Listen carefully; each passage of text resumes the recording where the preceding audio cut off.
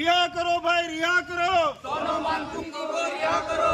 रिहा करो भाई, रिहा करो सोनम वांगचुक जी को रिहा करो। रिहा करो भाई, रिहा करो सोनम वांगचुक जी को रिहा करो। रिहा करो भाई, रिहा करो सोनम वांगचुक जी को रिहा करो। रिहा करो भाई, रिहा करो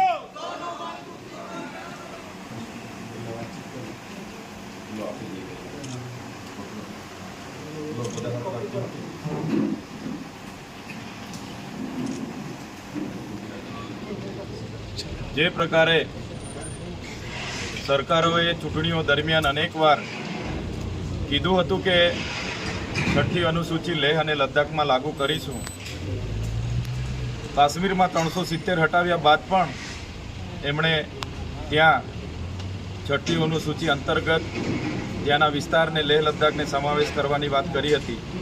ત્યારે છેલ્લા ઘણા સમયથી ત્યાં છઠ્ઠી અનુસૂચિનો અમલ ન થવાથી સોનમ વાંગચુકજીના આગેવાનીમાં અહિંસક રીતે આંદોલન ચાલુ હતા। એમણે અનેકવાર લેહથી લઈને દિલ્હી સુધીની યાત્રાઓ પણ કરી અને ત્યાં બેસીને શાંતિપ્રિય રીતે એમણે ધરણાઓ પણ કરી, છતાં સરકારે એ લાગુ ન કરવાથી ત્યાંના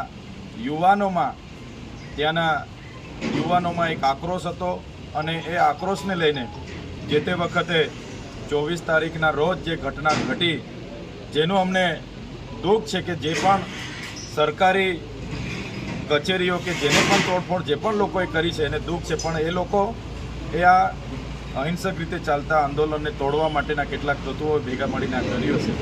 પણ સોનમ વાંગચુકજીએ ત્યારે પણ કીધું હતું કે આંદોલન અમે અહિંસક રીતે જ કરીશું અને આગળ વધીશું, છતાં આ ભાજપની સરકારે NSA લગાડીને એમને જ્યારે જેલ હવાલે કર્યા છે ત્યારે એનો અમે સખત શબ્દોમાં વિરોધ કરીએ છીએ।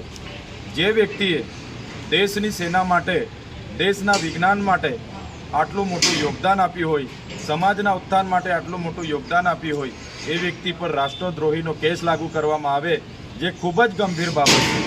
અને દેશમાં, લોકશાહી દેશમાં ભારતીય જનતા પાર્ટીની જે તાનાશાહી સરકાર કેન્દ્રમાં છે એનો આ એક પુરાવો છે।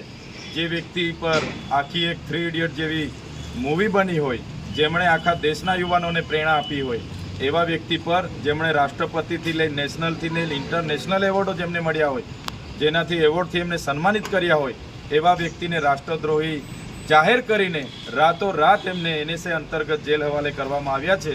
એનો અમે સખત શબ્દોમાં વિરોધ કરીએ છીએ। સરકારને કહેવા માગીએ છીએ, અનેકો દેશમાં તમે જોયું હશે ક્યાંય પણ તાનાશાહી સરકાર ચાલી નથી, અને ભારત દેશમાં પણ આવનારા દિવસોમાં જે પોલીસને આગળ કરીને, આર્મીને આગળ કરીને જે આંદોલનો દબાવવામાં આવે છે, જે વિપક્ષને દબાવવામાં આવે છે, આવનારા દિવસોમાં ચાલવાનું નથી। અમારી માંગણી એટલી જ છે, આજે સમગ્ર દેશના તમામ રાજ્યોમાં, તમામ જિલ્લા અને તાલુકા લેવલે એકી સાથે અમે માન્ય મહામહિમ રાષ્ટ્રપતિને સંબોધીને આવેદનપત્ર પાઠવી રહેલા છે। આવનારા દિવસોમાં પણ જ્યારે જરૂર પડશે તો સમગ્ર દેશના તમામ લોકોને, પ્રકૃતિ પ્રેમીઓને, આદિવાસીઓને અને સોનમ વાંગચુકજીના સમર્થકોને ફરી આહ્વાન કરવામાં આવશે। જ્યારે ગાંધીનગર જવાનું હશે ગાંધીનગર પહોંચીશું, જ્યારે દિલ્હીનું આહ્વાન થશે ત્યારે અમે દિલ્હી પણ પહોંચીશું। અમારી માંગ છઠ્ઠી અનુસૂચિ લાગુ થાય અને સોનમ વાંગચુકજીની રિહાઈ થાય, આ માંગ અમારી છે।